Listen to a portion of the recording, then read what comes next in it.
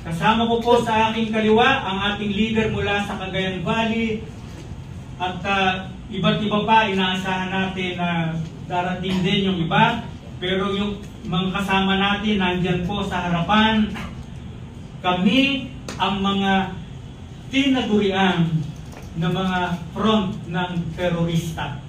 At sinabi noong April 6 sa press con ng NTF-ELCAC at nilagay nila sa poster, ipinost sa social media, ang KMP ay bahagi ng CTG, Communist Terrorist Group.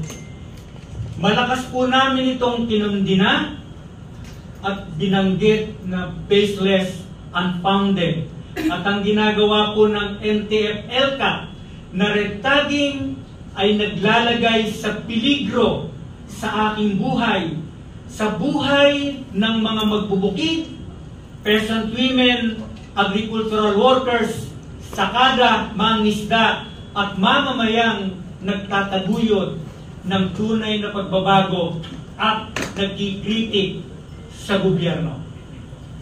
Nais po nating mahalagang banggitin 1.6 million victims of threat, harassment, and intimidation, mainly through red tagging and terrorist tagging.